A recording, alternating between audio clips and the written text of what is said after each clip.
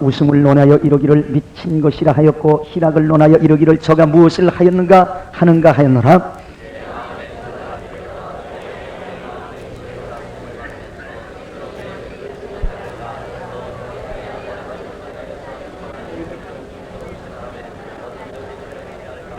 나의 사업을 크게 하였노라.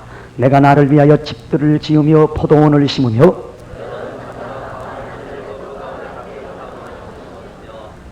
수목을 기르는 삼림의 물주기 위하여 못을 팠으며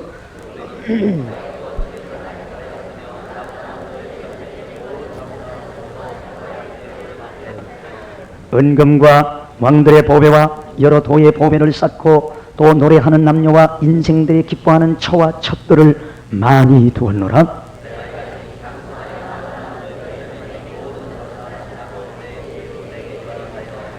무엇이든지 내 선물인 줄을 또한 알았도다. 그것을 내가 금하지 아니하며 무엇이든지 내 마음이 즐거워하는 것을 내가 막지 아니하였으니 이는 나의 모든 수고를 내 마음이 기뻐하였습니다. 이것이 나의 모든 수고로 말미암아 얻은 분복이로다.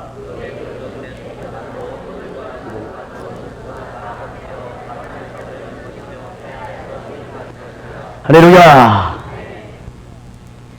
솔로몬은 전도서의 서론 부분에서 하나님 없이 사는 생활에 대해서 자기가 느낀 것을 객관적으로 서술한 이후에 12절부터 2장 26절까지에서는 오늘 이 세상 사람들이 생애 문제를 해결하기 위해서 걸어가고 있는 몇 가지의 모습들을 요약해서 말씀해 주고 있습니다.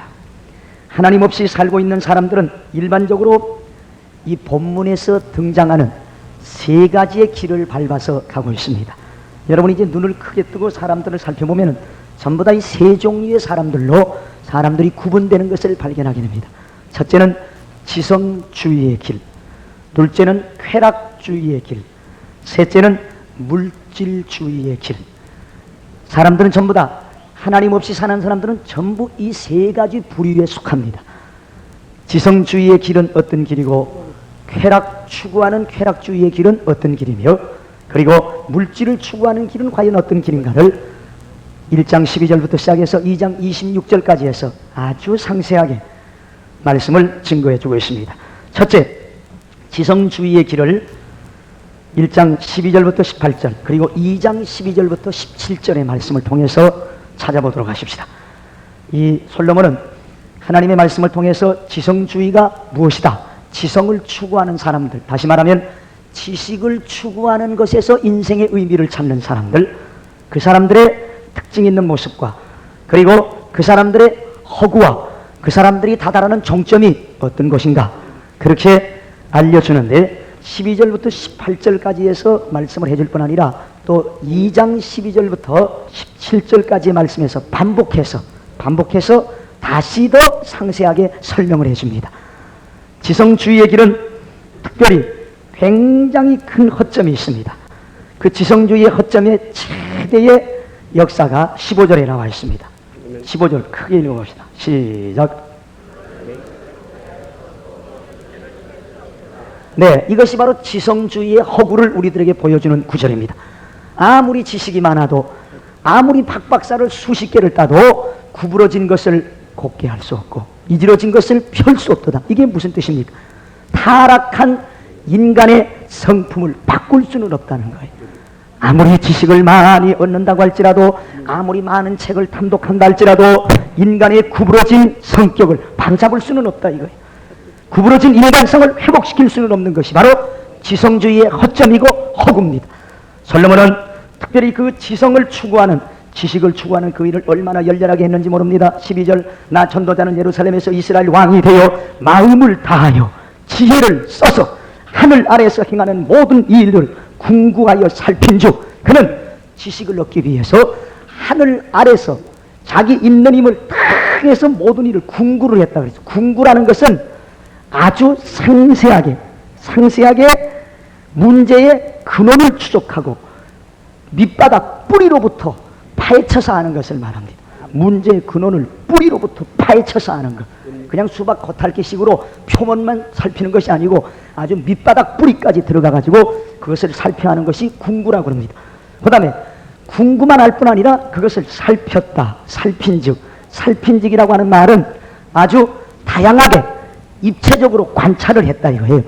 그냥 두루두루 살피는 것이 아니라 이런 쪽으로도 저런 쪽으로도 아주 종합적으로 분석하고 다각적으로 살펴보고 그리고 입체적으로 관찰을 했다는 그런 뜻입니다. 그러니까 문제를 그냥 뿌리까지 딱 파헤쳐가지고 알 뿐 아니라 그거를 또 종합 분석을 해가지고 살폈다 이거예요. 그렇게 마음을 다써서 지식을 추구했다고 자기 고백을 하고 있습니다. 그런데 그렇게 열심히 지식을 추구했는데 그가 도달한 결론 14절 내가 해 아래 생하는 모든 일을 본 적 다 헛되어 바람을 잡으려는 것이로다. 구부러진 것을 곱게 할 수 없고 이지러진 것을 셀 수 없도다. 지식이 그렇게 많아지는데도 불구하고 생명 하나 건질 수 없고 지식이 그렇게 많아지는데도 불구하고 사람을 완전히 새 것으로 만들 수 없다는 이 절망의 벽 앞에 지식은 도달하게 됐다는 겁니다. 이렇게 열심히 지식을 추구해서 솔로몬이 얻은 것이 어떤 겁니까? 16절 내가 마음 가운데 말하여 이르기를 내가 큰 지혜를 많이 얻었으므로 그는 지식을 추구해서 큰 지혜를 어떻게 얻었다고요? 많이 얻었답니다. 큰 지혜. 우리가 보통 지혜만 얻어도 기분 좋은데 큰 지혜를 많이 얻었대. 여러분 이 말을 지금 역사 이래 가장 지혜로웠던 사람인 솔로몬이 하는 말이라는 걸 우리가 유의해서 들어야 됩니다. 그는 하늘의 지혜까지 받은 사람입니다.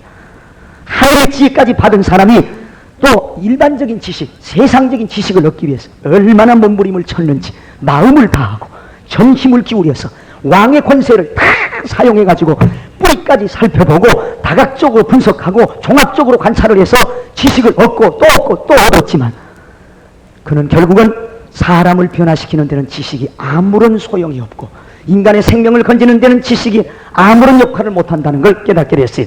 그래서 큰 지혜를 많이 얻은 그가 나보다 먼저 예루살렘에 있던 자보다 낫다. 지식이 많아지다 보니까 낫다. 교만이 생성된다.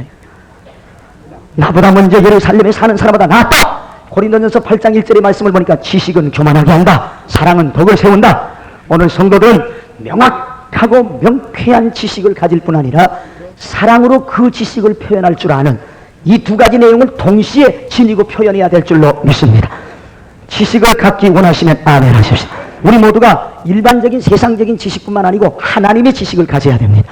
그리고 하나님의 사랑으로 세상을 살아가야 될 줄로 믿습니다. 자, 거기 16절 하반절 예루살렘에 있던 자보다 낫다 하였나니 곧 내 마음이 지혜와 지식을 어떻게 하였습니다? 많이 만나보았음이로다. 얼마나 기뻤겠습니까? 여러분이 모르는 것을 알았을 때 얼마나 기쁩니까? 그렇게 좋은 사람 모르고 지내다가 좋은 사람 알고 난 다음에 얼마나 즐겁습니까? 또 새로운 책을 하나 딱 읽고 내 마음에 드는 책을 밤새워 읽을 때 그 쾌감, 이거 굉장하지 않습니까?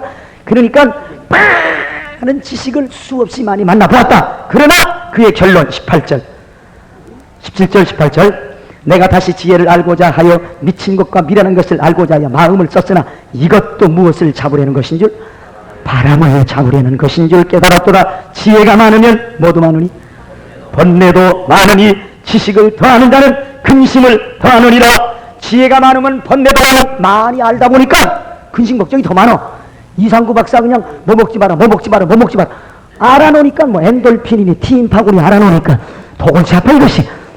모를 때는 그냥 아무거나 자연스럽게 잘 먹었는데 이거는 뭐 우유도 먹으려고 그러면 아유 이게 뭐 독소가 있는데 고기도 먹으려고 그러면 어느 지게꾼 양반이 노동자들이 말이에요.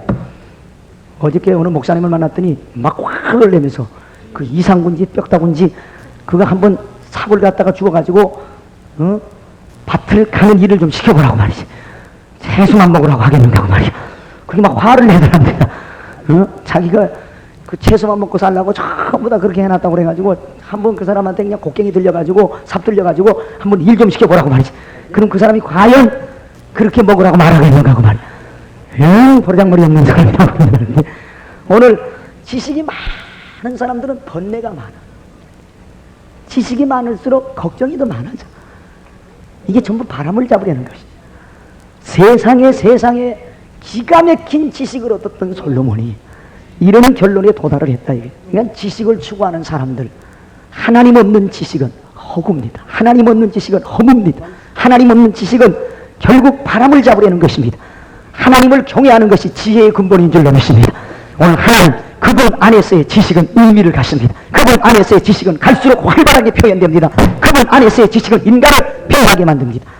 오늘 우리 또 지식의 유익한 점을 한번 봅시다. 2장 12절부터 17절은 지식의 유익과 지식의 무익에 대해서 증거를 해줍니다. 지식이 많으면 어떤 유익이 있느냐? 솔로몬은 지식이 전부 다 헛된 거다, 바람을 잡으려는 거다, 쓸데없는 거다, 이렇게 말하지 않았어요. 자, 2장 12절. 내가 돌이켜 지혜와 망령됨과 어리석음을 보았나니 왕 뒤에 오는 자는 무슨 일을 행할고 행한 지 오랜 일일 뿐이니라. 내가 보건대 지혜가 우매보다 뛰어나니 빛이 어두움보다 뛰어난 같도다. 자, 첫째, 지식은 뛰어나게 합니다. 지식은 뛰어나게. 되게 지식이 많고 지성이 넘치는 사람들은 존경하죠. 우러러보잖아요. 그 지식은 사람을 뛰어나게 보이도록 그렇게 만드는 유익이 있어요. 그 다음에 14절. 지혜자는 눈이 밝고 우매자는 어두움에 다니거니와 이들의 당하는 일이 일반인 줄 내가 깨닫. 지혜자는 뭐가 밝아요? 지식은 눈을 밝게 해주는 유익이 있습니다. 지식이 있으면 눈이 밝아요. 사물을 명확히 알아요. 좋은 거 나쁜 거 명확히 알아요. 그래서 지식은 사람을 뛰어나게 보이게 만들고 그리고 사람의 눈을 밝게 만들어주는 유익이 있습니다. 그러나 지혜자나 어리석은 자, 우매자는 어리석은 자가 당하는 일들이 전부 일반이라 이거예요. 여기서 지식이 많았던 솔로몬의 본내가 있습니다. 15절. 심중에 이르기를 우매자에 당한 것을 나도 당하나니. 지식이 뛰어난다고 해서 재난을 안 당하는 게 아니에요. 지식이 뛰어난다고 해서 어려운 고통을 안 당하는 게 아니에요. 지식이 뛰어난다고 해서 병이 안 드는 게 아니에요. 이게 바로 지식을 많이 가졌던 솔로몬의 고민이었었습니다. 왜? 어리석은 자보다 훨씬 뛰어난 지혜가 있고 그리고 얼굴을 돋보이게 만들고 눈을 밝게 만들고 사람의 얼굴을 빛나게 하는 지식이 내게 넘쳐나는데 어째서 어리석은 사람과 똑같이 병들고 어리석은 사람과 똑같이 고통을 당하느냐 이거예요. 지식이 많으면 그 모든 걸 초월할 수 있어야 되는데 그것이 바로 솔로몬의 고민이었었어요. 자, 16절. 지혜자나 우매자나 영원토록 어떻게 하지 못하나니. 예, 성경을 다 읽어보면서 거기다가 사인을 해가면서 하시면 졸리지도 않고 좋을 거예요. 이 지금 성경 공부니까. 그래서 부흥회의 어려움이 내가 그냥 이 성경 중에 한두 개만 뽑아가지고 쫙 전하면서 부흥회식으로 하면 좋겠지만 그렇게 되면 이건 수박겉핥기식으로 궁구가 안 됩니다. 살피는 것이 안 돼. 성경을 지금 낱낱이 살펴가는 거예요. 16절에 보니까 지혜가 있는 사람이나 어리석은 사람이나 영원토록 기억함을 얻지 못하나니. 아무리 지식이 많은 사람들 반짝 기억하다 사라진다. 이게 사람들의 기억 속에서 뭐 학박사 미국에 가가지고 하버드에서 뭐 1등 했다 신문에 한번 대문짝만큼 나면 아 굉장하구나 짝짝짝짝 그리고 기억 안 한다. 좀 사람들의 기억 속에 오래오래 남고 싶은데 오래오래 남고 싶은데 그렇지 않다 이거예요. 지혜가 아무리 뛰어나고 지식이 아무리 뛰어나도 사람들이 영원토록 기억해 주지 않는다 이거예요. 이게 제한된 기억, 이것이 바로 솔로몬의 가슴을 아프게 하는 것이었었어요. 자, 후일에는 다 잊어버린 지 오래일 것입니다. 오호라 지혜자의 죽음이 우매자의 죽음과 일반이로다. 드디어 지식은 죽음을 생각합니다. 많이 아는 지식이 드디어 죽음을 만납니다. 지식이 많기 때문에 훨씬 더 뛰어난 죽음을 죽어야 되는데 그렇지 않습니다. 어리석은 자가 죽는 거나 지혜자가 죽는 거나 똑같이 죽어. 죽음이라는 것이 많은 사람에게 똑같이 임하는 것을 보면서 이것도 헛된 것이구나. 지식이 죽음에서 인간을 건지질 못하는구나. 아, 내가 그렇게 마음을 다해서 지식을 추구했건만 내 지식이 내 생명 건지지 못하는구나. 지식이 영생을 누리지 못하게 하는구나. 이걸 깨닫습니다. 17절 다 같이 읽어봅시다. 시작.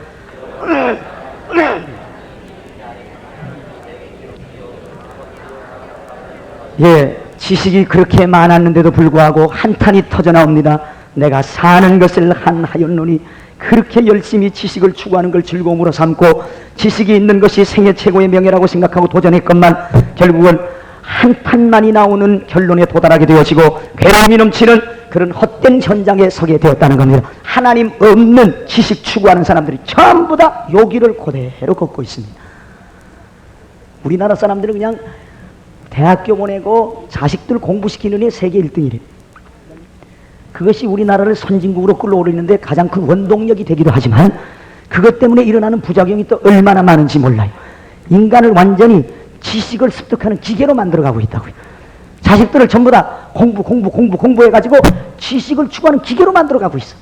그 지식의 결론이 어디냐? 우매자의 죽음과 지혜자의 죽음이 일반이로다. 내가 사는 것을 하나 했나니 결국은 지식을 추구하다가 사는 것에 대한 한탄이 와버려. 사는 것에 대한 절망이 와버려. 하나님 없는 지식은 반드시 절망과 만납니다. 하나님 없는 지식은 반드시 허무와 만납니다. 하나님 없는 지식은 반드시 좌절과 만납니다. 하나님 없는 지식은 반드시 괴로움과 만납니다. 하나님 안에서 지혜를 얻어야 될 줄로 믿습니다. 그다음에 두 번째, 쾌락주의자의 길. 자, 쾌락주의자의 길. 이게 또 어마어마합니다. 여기 보면 그냥 여러분이 좋아하는 거 다 있어요. 2장 1절부터 11절까지. 자, 이거는 그냥 넘어갈 수 없는 거예요. 이건 새벽기도 시간이 없어서 낱낱이 다 풀이를 못해서 그런데 아주 이게 재밌어요. 자, 한번 쾌락의 길을 유람을 해보실까요? 쾌락의 길. 이것은 쾌락주의의 길은 인생을 즐기는 것에서 의미를 찾는 겁니다. 자, 먹고 마시자. 그리고 내일은 죽자. 이게 쾌락주의자들의 표현입니다. 우리에게 내일은 없다. 먹고 마시고 즐거워하자. 그리고 내일은 죽자. 쾌락주의자들은 내일을 생각하지 않습니다. 순간적이고 찰나적인 그 쾌락에 자기를 던집니다. 마치 꿀병이 탁 떨어져가지고 꿀이 방바닥에 흘러나왔어. 그게 파리가 꿀을 쬐끔 빨아먹고 하다 보니까 자기도 모르게 꿀 한복판에 들어가 버렸어. 정신없이 허부적거리면서 먹었는데 이제는 시큰 먹어 배가 불러 날아가려고 하니까 쫙 달라붙어가지고 꿀 속에서 죽은 파리. 아시겠어요? 이게 오늘 현대인들의 모습이에요. 쾌락 속에서 죽어가는 젊은이들이 얼마나 많은지, 연락과 방탕 속에서 처절하게 병들어 죽어가는 사람들이 얼마나 많은지. 쾌락주의의 종말은 참 비참합니다. 쾌락을 추구하느라고 몸을 던진 사람들도 병들지 않는 사람이 없어. 심는 대로 거두게 하시는 하나님. 지금 우리나라에 성병이 만연하게 번져가고 아주 에이즈라고 하는 그냥 무시무시한 저주의 병이 세계를 돌아다녀도 한국 관광객들이 태국에 가면은 낯이 뜨거워서 견딜 수 없을 정도로 섹스 관광만을 즐긴대. 그래서 태국에는 또 한국 사람 환영, 어서 오십시오, 안녕하십니까가 다 있대요. 한국 사람이 봉이래, 봉. 동남아의 봉이래. 이제 옛날에 일본 사람들이 깃발 들고 그냥 막 다니듯이 이제는 한국 사람들. 그렇게 이 한국이 지금 지저분해지고 더러워져 가고 있어. 이 쾌락을 추구하는 거예요. 먹고 마시고 즐기자. 내일은 없다. 천당 지옥에 되겠어요. 웃기는 소리 하지 마라. 그냥 내일 지옥 가더라도 먹고 마실 건 마셔야지. 전부 이렇게 삽니다. 그러나 내일은 다가옵니다. 내일이 없다고 해도 내일은 다가옵니다. 지옥이 없다고 해도 지옥이 다가옵니다. 자, 쾌락주의자의 길을 한번 우리도 같이 유람을 해봅시다. 우리는 참여는 못하더라도 그래도 같이 읽는 것으로나 위안을 받아야지. 어떡합니까? 자, 2장 1절 2장 1절에는 웃음의 허무, 2장 1절과 2절에 웃음이 갖다지는 허무가 나와 있습니다. 나는 내 마음에 이르기를 자 내가 시험적으로 너를 즐겁게 하리니 너는 낙을 놓으라 하였으나 본적 이것도 헛되도다. 내가 웃음을 논하여 이르기를 미친 것이라 하였고 희락을 논하여 이르기를 저가 무엇을 하는가 하였노라. 이게 무슨 뜻입니까? 웃는 것에서 인생의 의미를 찾아보려고 막 웃기 위해서 몸부림을 쳤는데 웃고 난 다음에 웃음 뒤에 싸늘한 고독과 허무가 씹어지는 일들이 있다 이거예요. 하나님 없는 웃음 뒤에 얼마나 나를 더 고독하게 만드는지, 웃음 뒤에 얼마나 나를 더 씁쓸하게 만드는지, 하나님 없이 음담 패설로 킥킥킥 웃으면서 그냥 음탕한 얘기로 잠깐 웃기고 나면 그 뒤에는 얼마나 씁쓸한지, 싸늘하게 부딪혀오는 고독을 경험해 본 적이 있습니까? 그래서 이 사람은 웃음을 미친 것이다. 웃음이 도대체 뭘 했느냐? 그렇게 웃음에 대해서 공격을 합니다. 그 다음에 3절 내 마음에 궁구하기를 내가 어떻게 하여야 내 마음의 지혜로 다스림을 받으면서 술로 내 육신을 즐겁게 할까? 술, 캬! 한 잔이, 두 잔이, 두 잔이, 석 잔이 하고 마시는 게 술. 이 술로 즐거워하는 거. 제가요 비행기 여행하면서, 미국 비행기 여행하면서 느끼는 것 중에 하나가 세상에 술 못 마시는 사람들은 비행기 여행을 해도 별로 대접을 못 받아. 왜냐하면 비행기 여행을 딱 하면 미국 비행기는 그 한국 칼도 마찬가지입니다만 꼭 포도주를 가져와요. 백포도주와 레드 포도주. 그래서 이 붉은 포도주와 백포도주를 딱 가지고 와서 와인 드시겠어요? 와인 드시겠어요? 아유, 그게 굉장히 고급스러운 술들을 가지고. 아주 미국 비행기에는 조그만 이렇게 뭐 진토닉 같은, 이게 수준이 맞아 얘기가 되는데, 이게 진토닉 같은 따끔한 술이 아예 나와요. 점심 식사에 딱 그게 나와. 뭐 거의 모든 사람이 그거 부어서 자연스럽게 마셔. 마시고 나면 그냥 벌그레 마시고. 그렇게 얌전하던 사람이 말이요, 술을 딱 마셔놓으면 말이 많아지기 시작하더라고요. 그래서 이야, 이 술이라는 게 참 묘하구나. 그러나 술로 인해서 40년을 살 사람이 30년 살고 떠나는 인생이 얼마나 많은지. 이 솔로몬은 무작정 술을 즐기지 않았어요. 그는 내 마음을 지혜로 다스리면서 술로 나를 즐겁게 할까. 이게 기가 막힌 말. 놀아도 최상급으로 놀았다 이거예요. 술 마시고 놀아도 최상급으로. 일국의 대왕이었으니까 세계 좋은 술이란 술은 다 마셔봤어요. 그걸 마셨지만 그것도 헛된 것이라 이거예요. 왕년에 여기 술 마시는 사람들, 술 마셨던 분들, 뭐 과거는 이미 우리가 다 그 추구하지 않기로, 이게 추적하지 않기로 한 사이니까 어때요? 여러분은 술로 즐거웠습니까? 아니 뭐 대답 안 한다고 그래서 모를 게 아니니까 다 하니까. 어떻게 술 딱 마시고 사랑하는 여보 할 때 괜찮았어요? 좋았어요? 그때는 그때대로 재미가 있었지.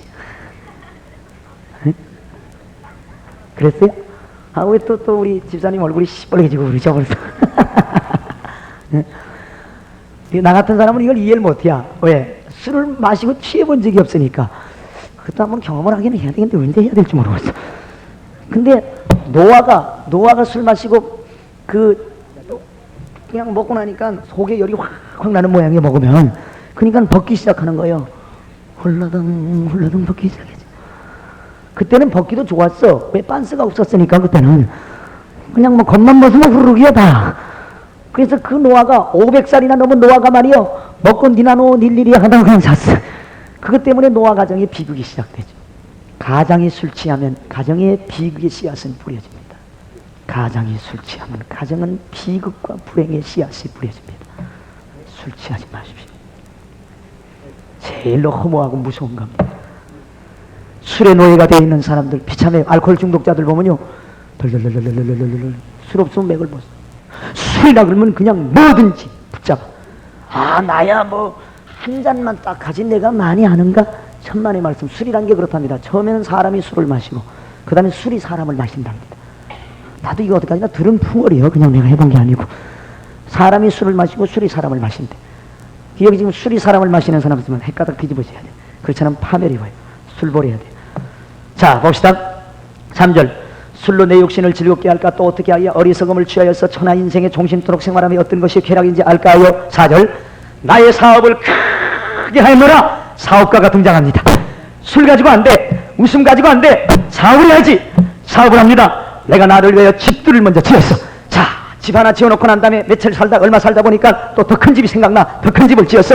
집들을 지었고 포도원을 심었고 동산을 만들고 과원을 만들고 각종 과목을 씹고 수목을 기르고 산림의 물지기에서 연못까지 파고 노비는 사기도 하고 집에서 나게도 하였으며 나보다 먼저 예루살렘에 있던 모든 자보다 소와 양떼의 소유를 많게 하였으며 사업이 확장되는 즐거움 얼마나 기가 막힙니까? 밤에 잠을 안 자도 상관없어요.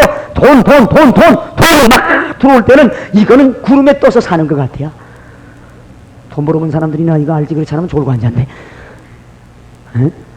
여러분, 돈이 불어나는 재미, 아유, 이거 말도 못하지요. 쉴 때마다 즐겁고. 에? 솔직히 사업 규모를 넓혀나갈 때, 그것도 빚 없이 쫙쫙 넓혀나갈 때 좋습니까? 나쁩니까? 아니, 우리끼리니까 솔직하게 얘기해보자고. 좋아요, 나빠요? 형분들 뭐 사업 안 할 사람들처럼 이렇게 앉아가지고 어제부터 나는요 이 세상 있을 맘 없어야 하고 찬송했더니 세상이 이제 허무하다. 자, 모든 걸 다 해봤자 헛되고 어떤 것이니까 자, 우리 함께 자살합시다. 그러면 안 된다. 이게 전도서는 끝까지 읽어야 돼. 맨 끝까지. 사업 규모를 크게 했어요. 그 다음에 보세요. 8절. 은금과 왕들의 보배와 여러 도의 보배를 쌓고 왕들마다 보배를 가져와. 보화덩어리를 가져와. 기가 막힌 세계 희귀한 보석이란 보석은 다 수집을 했어. 보석 수집가가 또 나와. 여기. 참 취미도 고상하게 놀아버렸어. 우리 같은 사람은 그냥 다이아몬드 그냥 좀 큰 캐럿짜리 단 한 번도 구경도 못했는데 이 사람은 그냥 100다이아몬드뿐만 아니라 흑다이아몬드도 경험을 하는 사람이 그냥 세계 진귀한 보석들 다 왕들이 가지고 옵니다. 그 다음에 또 노래하는 남녀와 이제 유람의 길을 떠납니다. 돈이 많아지다 보니까 흥청거리는 길로 갑니다. 노래하는 남녀와 인생들이 기뻐하는 초와 첩들을 어떻게 두었노라?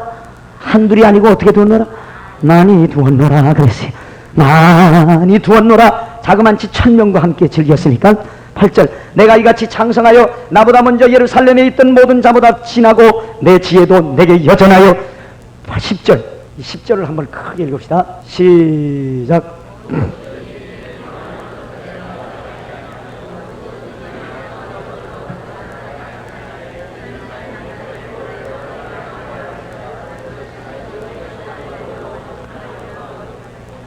사람이 이룰 수 있겠습니까? 무엇이든지 내 눈이 원하는 것은 내가 금하지 아니했고 무엇이든지 내 마음이 즐거워하는 것은 내가 막지 아니했다. 그러니까 완전히 마음대로 산 거예요. 완전히 마음대로 다 산 거예요. 우리는 그래도 눈이 보고 원해도 아유 재정사정 때문에 못 받을 때도 있고 눈이 보고 원해도 윤리 때문에 못할 때도 있고 한데 이 사람은 쾌락을 추구하는 이 모든 것을 전부 다 정당화시켜놨어. 어떻게? 나의 모든 수고를 내 마음이 기뻐하였으나 이것이 나의 모든 수고로 말미암아 얻은 불복이로다. 양심의 가치 하나도 없이 온갖 세상 것들을 다 즐기면서 합리화시켜놨어. 이것은 나한테 오는 분복이야.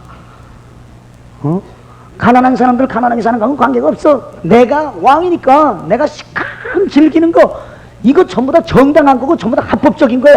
이렇게 자기 자신을 완전히 합리화시켜 놓습니다. 그리 얼마나 즐겼겠느냐 이거예요. 오늘 그렇게 즐기는 그가 결론을 뭐라고 말합니까? 11절 그 후에 본즉 내 손으로 한 모든 일과 수고한 모든 수고가 다 헛되어 무엇을 잡으려는 것이며 바람을 잡으려는 것이며 해 아래서 어떻게 한 것이다? 무익한 것이로다. 오늘 이 결론에 빨리 도달할수록 하나님 안에서의 쾌락을 추구하는 자가 될 줄로 믿습니다. 그렇다고 예수 믿는 사람들이 즐거움 없이 살라는 소리가 아니에요. 거룩한 즐거움을 추구하라니 깨끗한 즐거움을 추구해야 됩니다. 즐거움 뒤에 찝찝한 것이 없는 명쾌한 즐거움, 하나님의 즐거움, 하늘의 즐거움, 신비한 즐거움, 능력의 즐거움, 이 즐거움을 가지고 살아야 될 줄로 믿습니다. 오늘 새벽 여러분들이 기도하다가 하늘의 즐거움을 맛보시기를 바랍니다. 이 세상이 갖다주는 허무한 즐거움 말고 세상이 갖다주는 그러한 허무가 함께하는 웃음 말고 웃음 뒤에 가슴 아픈 고독이 찾아오는 찝찝함이 찾아오는 웃음 말고 하나님이 주시는 진짜 웃음, 하나님이 나를 웃게 하시는 그 은혜를 우리가 받아야만 될 줄로 믿습니다. 마지막 물질주의의 길, 그것이 2장 12절부터 26절까지 또 나옵니다. 2장 18절이 하는 물질주의자들의 길을 보여주고 있습니다. 자, 물질주의자들의 길. 현대 한 심리학자는 이런 말을 했어요. 인간이 40세가 넘어서 철이 들기 시작하면 인간을 잘못된 길로 인도할 수 있는 여러 가지 유혹들에 직면하게 된다. 여성에게는 쾌락과 탐리를 추구하고자 하는 유혹이 찾아오고 남성에게는 사업의 유혹이 찾아온다. 그러니까 낮이고 밤이고 일 가정도 돌아볼 여가가 없어. 그냥 낮밤으로 사업 속에 파묻혀. 그래서 그냥 가정 식구들 집은 하숙집으로 화해버리고 여간방으로 바뀌어져 버리고 정신없이 일들 속에 파묻히는 남자들. 이게 전부 다 물질주의자들의 모습이에요. 물질주의자들. 이 물질주의는 아무리 취해도 만족이.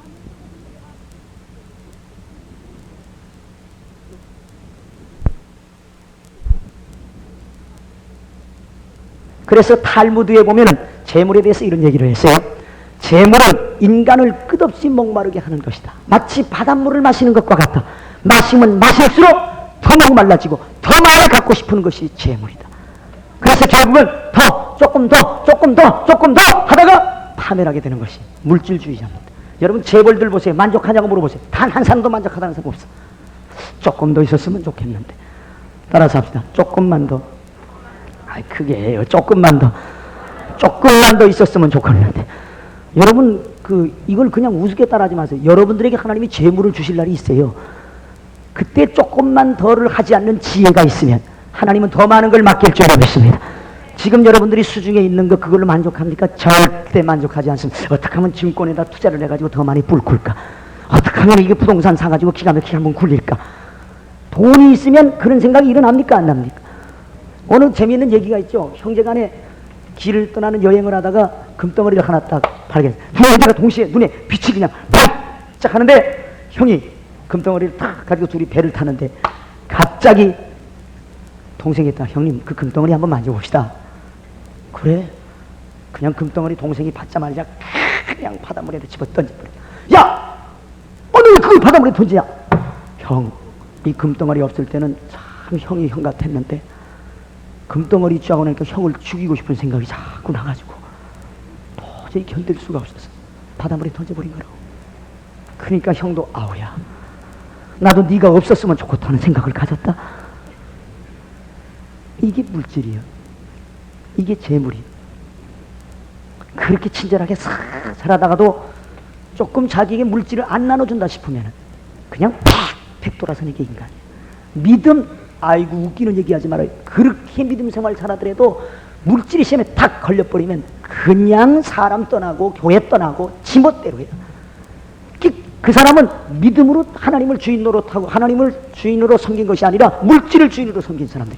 물질 때문에 상처받고 물질 때문에 문제가 일어나서 교회를 떠나는 사람은 물질을 주인으로 섬긴 사람이에요. 그 사람은 물질을 주인으로 섬겼어. 하나님을 주인으로 섬긴 사람이 아니에요.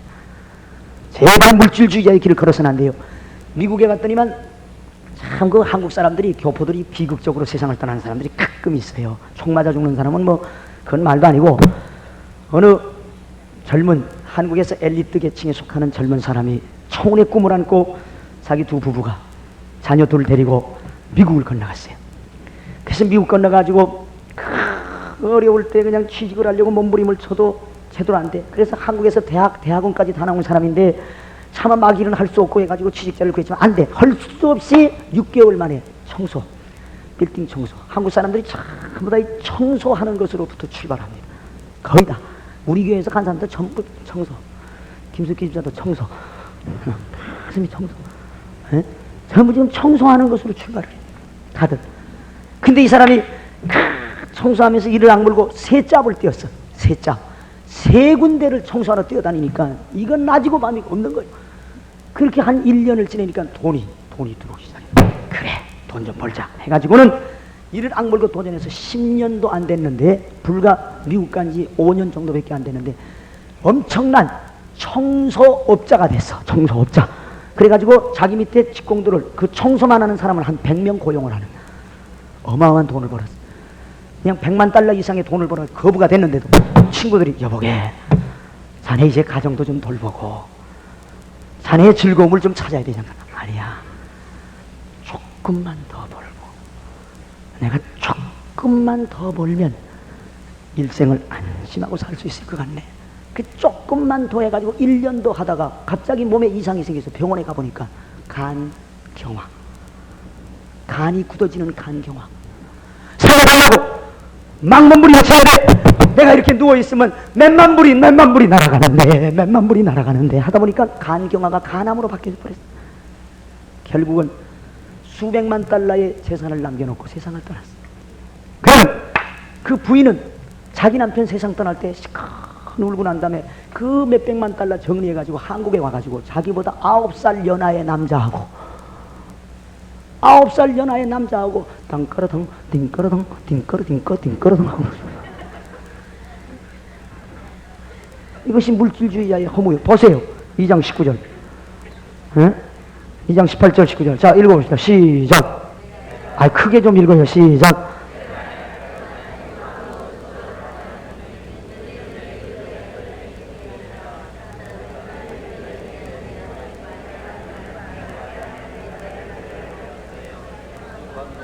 이거 보세요. 내가 기껏 벌어놨는데 쓰는 건 딴 사람이 써버려. 내가 정말 경상도말로 쇠가 빠지게 벌어놨는데 쓰는 거는 딴 사람이 써버리네. 이게 허무하다 이거예요. 내 뒤를 이을 자가 지혜자일지 우매자일지 누가 아느냐 이거예요. 근데 나는 기껏 벌기만 하느라고 고생하고 내 뒤를 이을 자가 그걸 마음껏 누리고 있으니 이것이 물질주의의 허무라 이거예요. 오늘 물질주의자 정말 허무한 인생을 살고 있는 거예요. 자, 이제 얻을수록 책임이 더 커지는, 그것 때문에 밤에 잠을 자지도 못합니다. 또 얻을수록 지키기가 어려워. 그 지키기 위해서 낮밤을 가리지 않는 이 불쌍한 물질에 대해 사는 사람들이 되지 말고, 너가 지성주의, 쾌락주의, 물질주의를 초월해서 가장 아름답게 사는 사람이냐? 첫째, 하나님의 뜻을 아는 것이 최고의 지혜다.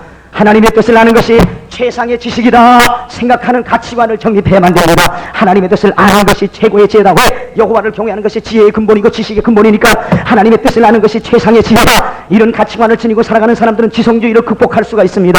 그다음에 쾌락주의를 극복하려고 하면 하나님의 뜻 안에 거하는 것이 인생 최대의 쾌락이다. 하나님의 뜻 가운데 거하는 것, 마음을 먹는 것, 하나님의 뜻을 품는 것, 하나님의 생각을 지우는 것, 이것이 인생 최대의 쾌락이다. 그리고 인생 최대의 업적은 하나님의 뜻을 행하는 것이다. 인간 최고의 업적, 하나님의 뜻을 행하는 것, 그것은 영원한 것이니까 이 세상도 그 정력도 지나가지만 하나님의 뜻을 행하는 자는 영원히 거하느니라. 이 말씀대로 하나님의 뜻을 아는 것, 하나님의 뜻 가운데 거하는 것, 그리고 하나님의 뜻대로 행하는 것, 이것이 바로 물질주의, 지성주의, 쾌락주의를 이길 수 있는 위대한 능력인 줄로 믿습니다. 기도하십시다.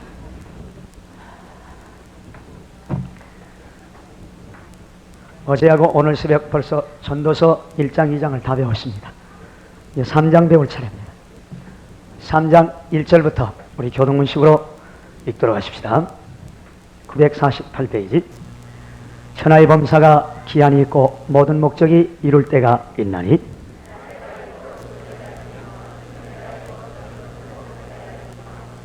죽일 때가 있고 치료시킬 때가 있으며 헐 때가 있고 세울 때가 있으며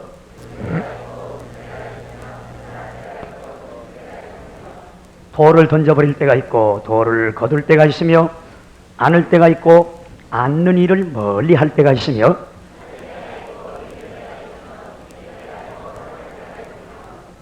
찢을 때가 있고 꿰맬 때가 있으며 잠잠할 때가 있고 말할 때가 있으며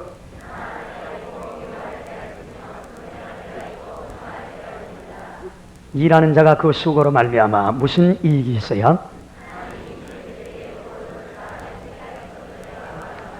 하나님이 모든 것을 지으시되 때를 따라 아름답게 하셨고 또 사람에게 영혼을 사모하는 마음을 주셨느니라. 그러나 하나님이 하시는 일의 시종을 사람으로 측량할 수 없게 하셨도다.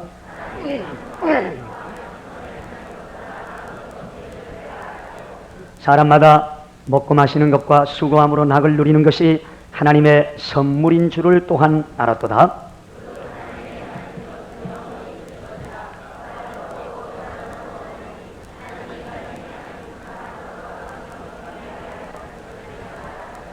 이제 있는 것이 옛적에 있었고 장래 있을 것도 옛적에 있었나니 하나님은 이미 지나간 것을 다시 찾으시느니라.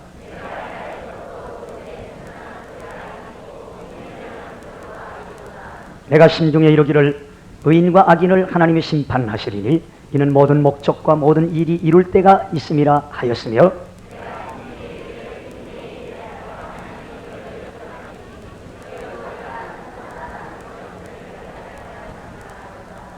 인생에게 임하는 일이 짐승에게도 임하나니 이 둘에게 임하는 일이 일반이라.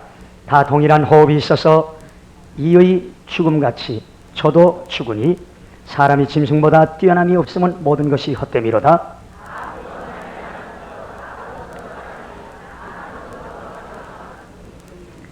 인생의 혼은 위로 올라가고 짐승의 혼은 아래 곧 땅으로 내려가는 줄을 누가 알랴?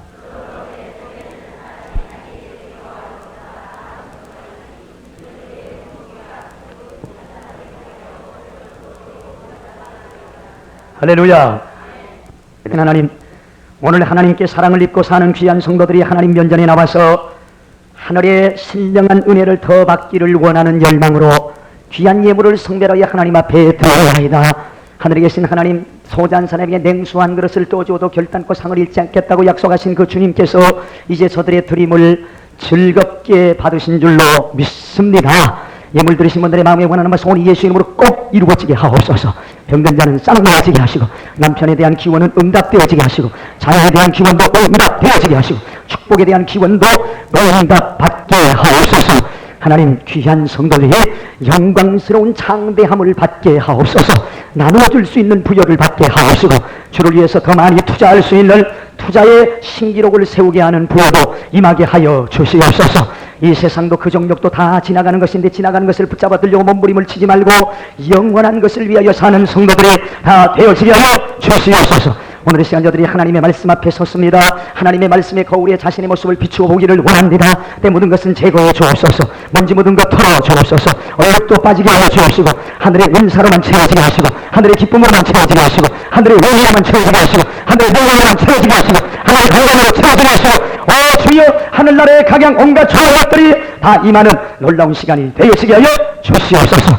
모두가 주님 안에서 완벽하게 새로움을 얻게 하옵소서. 주의 종에게 성령의 충만함을 주셔서 성령의 나타남과 능력으로 설득력 있게 하나님 말씀을 가르치고 선포하고 증거하기에 조금 더 부족함이 없게 하여 주옵소서. 말씀을 가르치는 동안에 말씀이 불같이 임하기를 원합니다. 이안검같이 임하기를 원합니다. 수술하게 하여 주옵시고, 편하게 하여 주옵시고, 새롭게 하여 주옵시고, 일어나게 하여 주시고, 소망하게 하여 주셔서 주님을 온전히 섬기는 능력자들 되어지게 하옵소서. 할렐루야! 영광된 주의 승리가 임할 줄로 믿습니다. 주님께만 모든 영광이 올리워지게 하옵소서. 예수님의 이름으로 기도하옵나이다. 아멘. 전도서 3장의 말씀은 시간이 주는 교훈, 시간이 우리들에게 어떤 교훈을 주는가에 대해서 기록을 하고 있습니다. 시간이 도대체 뭐냐? 그리고 시간을 통해서 우리는 어떻게 하나님을 귀하게 섬겨야 될 것인가? 시간은 하나님께서 우리에게 주신 특별 선물입니다. 그리고 가장 아름다운 기회가 됩니다. 시간을 구속할 줄 아는 사람, 시간을 살 줄 아는 사람, 그 사람은 시간을 통해서 영광스러워질 수 있습니다.